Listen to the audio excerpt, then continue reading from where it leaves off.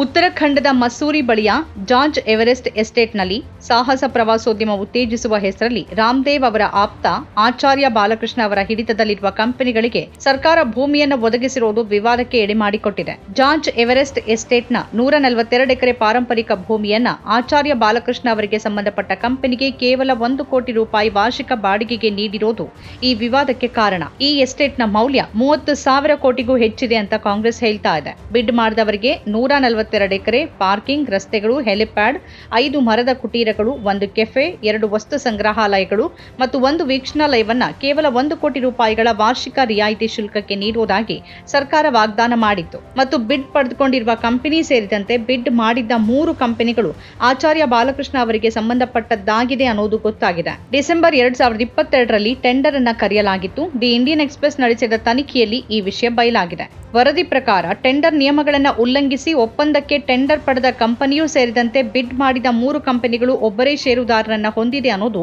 Express ತನಿಖೆಯಿಂದ ತಿಳಿದಿದೆ. 6,199 ಕೋಟಿ ರೂಪಾಯಿ ಮೌಲ್ಯದ ಕಂಪನಿ ಪತಂಜಲಿ ಆಯುರ್ವೇದ ಲಿಮಿಟೆಡ್ನ ಸಹ ಸಂಸ್ಥಾಪಕ ಮತ್ತು ವ್ಯವಸ್ಥಾಪಕ ನಿರ್ದೇಶಕ ಮತ್ತು ರಾಮದೇವ್ ಅವರ ದೀರ್ಘಕಾಲದ ಆಪ್ತ ಆಚಾರ್ಯ ಬಾಲಕೃಷ್ಣ ಈ ಕಂಪನಿಗಳ ಷೇರುದಾರರಾಗಿದ್ದಾರೆ. ಕಂಪನಿಯ ದಾಖಲೆಗಳು ತೋರಿಸುವಂತೆ ಬಿಡ್ ಮಾಡಿದ 3 ಕಂಪನಿಗಳ ಪೈಕಿ ಪ್ರಕೃತಿ ಆರ್ಗ್ಯಾನಿಕ್ಸ್ ಇಂಡಿಯಾ ಪ್ರೈವೇಟ್ ಲಿಮಿಟೆಡ್ ಮತ್ತು Bharuva agri science private limited ಈ ಎರಡರಲ್ಲಿ ಬಾಲಕೃಷ್ಣ 2 ಕಂಪನಿಗಳಲ್ಲಿ 99% ಹೆಚ್ಚು ಪಾಲು ಹೊಂದಿದ್ದಾರೆ. 3ನೇ ಕಂಪನಿಯಾದ ರಾಜಾಸ್ ಏರೋಸ್ಪೋರ್ಟ್ಸ್ ಮತ್ತು ಅಡ್ವೆಂಚರ್ಸ್ ಪ್ರೈವೇಟ್ ಲಿಮಿಟೆಡ್ನಲ್ಲಿ ಅವರು ಬಿಡ್ಡಿಂಗ್ ಹಂತದಲ್ಲಿ 25.1% ಪಾಲನ್ನು ಹೊಂದಿದ್ರು ಮತ್ತು ಟೆಂಡರ್ ನೀಡಿದ ತಿಂಗಳುಗಳ ನಂತರ 69.43% ಪಾಲನ್ನು ಒಟ್ಟುಗೂಡಿಸಿದ್ರು. ಜುಲೈ 21, 2023ರಂದು ರಾಜಾಸ್ಗೆ ಗುತ್ತಿಗೆ ಖಚಿತವಾಗಿರುವ ಪತ್ರ ನೀಡಲಾಯಿತು. ರಾಜಾಸ್ ಏರೋಸ್ಪೋರ್ಟ್ಸ್ ಜೊತೆಗೆ ಬಿಡ್ ಮಾಡಿದ ಪ್ರಕೃತಿ ಆರ್ಗ್ಯಾನಿಕ್ಸ್ ಮತ್ತು ಭರುವ ಅಗ್ರಿ ಸೈನ್ಸ್ ಅಕ್ಟೋಬರ್ 2023ರಲ್ಲಿ ಅದರಲ್ಲಿ 17.43% ಅಷ್ಟನ್ನ ಸ್ವಾಧೀನಪಡಿಸಿಕೊಂಡವು.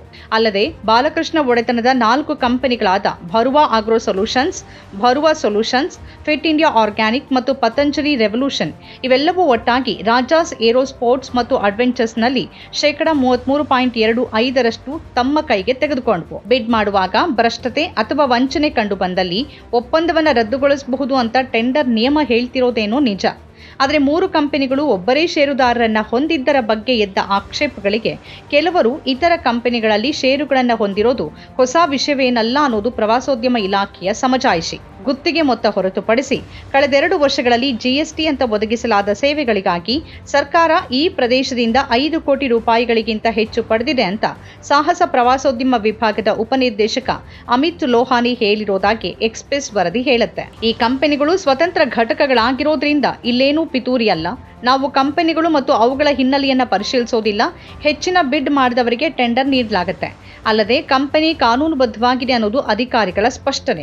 ಜಾರ್ಜ್ ಎವರೆಸ್ಟ್ ಎಸ್ಟೇಟ್ 1832ರಲ್ಲಿ ಸರ್ ಜಾರ್ಜ್ ಎವರೆಸ್ಟ್ ಸ್ಥಾಪಿಸಿದ ಪಾರ್ಕ್ ಎಸ್ಟೇಟ್ ಆಗಿದೆ. ರಾಜಾಸ್ ಏರೋಸ್ಪೋರ್ಟ್ಸ್ಗೆ ಇದನ್ನು ಹಸ್ತಾಂತರಿಸುವ ಮೊದಲು ರಾಜ್ಯ ಪ್ರವಾಸೋದ್ಯಮ ಇಲಾಖೆ 2019 ಮತ್ತು 2022ರ ನಡುವೆ ವಿಶೇಷ ಕಾರ್ಯಕ್ರಮದಡಿಯಲ್ಲಿ ಏಷ್ಯನ್ ಅಭಿವೃದ್ಧಿ ಬ್ಯಾಂಕ್ನಿಂದ 23.5 ಕೋಟಿ ಎರವಲು ಪಡೆದು ಈ ಪ್ರದೇಶವನ್ನು ಅಭಿವೃದ್ಧಿಪಡಿಸಿತ್ತು. ಜಾರ್ಜ್ ಎವರೆಸ್ಟ್ ಎಸ್ಟೇಟ್ ಪಾರ್ಕ್ ಯೋಜನೆ ಗೈರೋಕಾಪ್ಟರ್ಗಳ ಮೂಲಕ ಹಿಮಾಲಯ ದರ್ಶನ ಮಾಡಿಸೋದರ ಭಾಗವಾಗಿದೆ. 142 ಎಕರೆ ಭೂಮಿಯಲ್ಲಿ paragliding, bungee jumping, rock climbing, helicopter ಕಾರ್ಯಾಚರಣೆಗಳು, ಕ್ಯಾಂಪಿಂಗ್, ರಾಪೆಲ್ಲಿಂಗ್ ಮತ್ತು ಹಾಟ್ ಏರ್ ಬಲೂನ್ನಂತಹ ಚಟುವಟಿಕೆಗಳಿಗೆ ಈ ಟೆಂಡರ್ ಮೂಲಕ ಅವಕಾಶ ಮಾಡಿಕೊಡಲಾಗಿದೆ.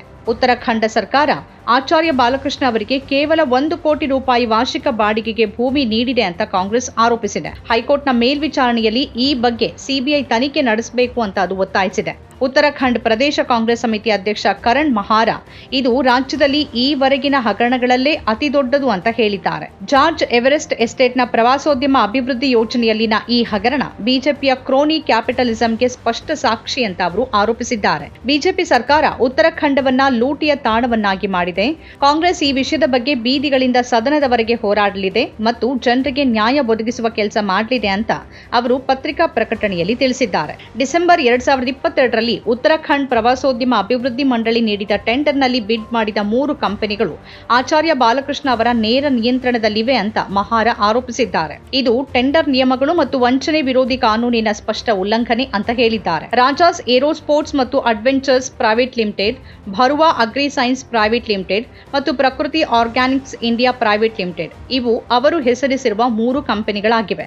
ರಾಜಾಸ್ ಏರೋಸ್ಪೋರ್ಟ್ಸ್ ಮತ್ತು ಅಡ್ವೆಂಚರ್ ಪ್ರೈವೇಟ್ ಲಿಮಿಟೆಡ್ಗೆ ವಾರ್ಷಿಕ 1 ಕೋಟಿ ರೂಪಾಯಿ ಬಾಡಿಗೆಗೆ 15 ವರ್ಷಗಳ ಕಾಲ ನೀಡಲಾದ ಜಾರ್ಜ್ ಎವರೆಸ್ಟ್ ಎಸ್ಟೇಟ್ನ 142 ಎಕರೆ ಭೂಮಿಯನ್ನ ಈ ಹಿಂದೆ ಸರ್ಕಾರ ಏಷ್ಯನ್ ಡೆವಲಪ್ಮೆಂಟ್ ಬ್ಯಾಂಕ್ನಿಂದ 23.5 ಕೋಟಿ ರೂಪಾಯಿ ಸಾಲ ಪಡೆದು ಅಭಿವೃದ್ಧಿಪಡಿಸಿದೆ ಅಂತಾನು ಅವರು ಉಲ್ಲೇಖ ಮಾಡಿದ್ದಾರೆ. ಇದಕ್ಕೂ ಮೊದಲು ಉತ್ತರಾಖಂಡ್ ವಿಧಾನಸಭೆಯಲ್ಲಿ ವಿರೋಧ ಪಕ್ಷದ ನಾಯಕಿ ಯಶ್ಪಾಲ್ ಆರ್ಯ ಅವರು ಈ ವಿಷಯದ ಬಗ್ಗೆ ಸಿಬಿಐ ಅಥವಾ ನಿವೃತ್ತ ನ್ಯಾಯಾಧೀಶರ ನೇತೃತ್ವದ ಸಮಿತಿಯಿಂದ ತನಿಖೆ ನಡೆಸಬೇಕು ಅಂತ ಒತ್ತಾಯಿಸಿದ್ರು.